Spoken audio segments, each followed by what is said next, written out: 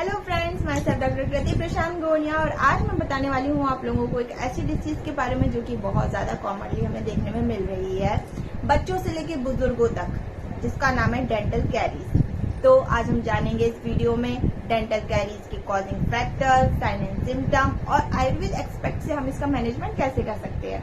तो dental caries को पहले समझते हैं क्या होता है।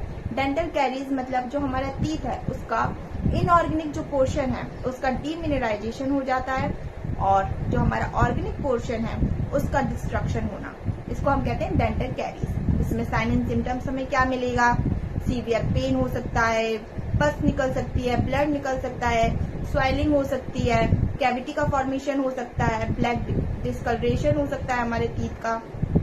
इस तरीके के हमको सिम्टम्स मिलते हैं और ये सिम्टम्स बढ़ के आगे जाके आसपास के जो टीथ है उनको भी डिस्ट्रॉय करते हैं और डेथ कर देते हैं उसकी।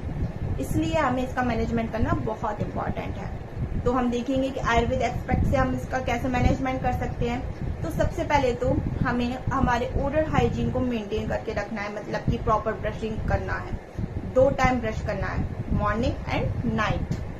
देन अगर हम इसका मैनेजमेंट करना है तो उसको हम 4 कैटेगरीज में डिवाइड करते हैं। सबसे फर्स्ट कैटेगरी है, अगर हमारा टीथ एक ही जगह पर है, मूविंग नहीं है, तो उस कंडीशन में हमें क्या करना चाहिए।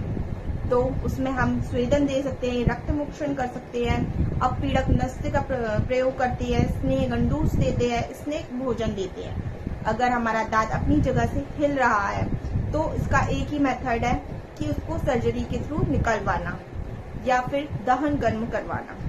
अगर उसमें परफोरेशन हो गया है, वो टूट गया है, तो उसकी फिलिंग करना बहुत इंपॉर्टेंट है। देन अगर उसमें पेन हो रहा है, सीवियर पेन है, तो उसमें हम लौंग का तेल या फिर सरसों का तेल का उपयोग या फिर इरीमेल आदि तेल का उपयोग करते हैं।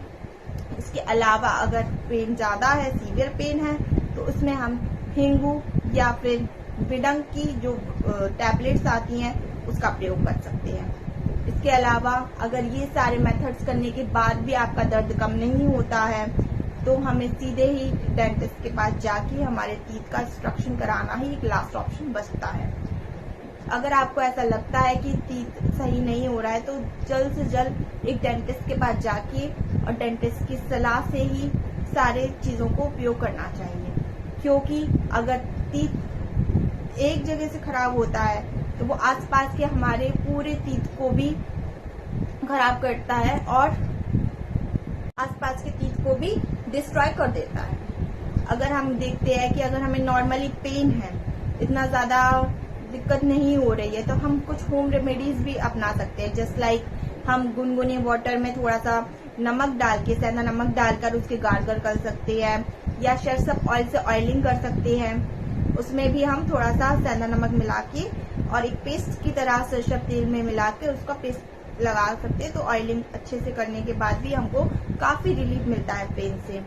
एंड देन अगर हम जो बेकिंग सोडा होता है, बेकिंग सोडा और वाटर का एक पेस्ट बनाकर टूथब्रश में जस्ट लाइक अ पेस्ट हम अप्लाई करते हैं, तो भी जो प्लैग है और जो बैक्टीरियल है उसको भी वो किल करता है। तो इस तरीके से हम होम रेमेडीज का भी उपयोग कर सकते हैं। बट इन सारी चीजों को करने के बावजूद भी अगर हमारा पेन कम नहीं होता है तो हमें डेंटिस्ट को ही दिखाना है। फॉर मोर इन्फॉर्मेशन आप हमारे चैनल को सब्सक्राइब कीजिए और हमारे वीडियोस को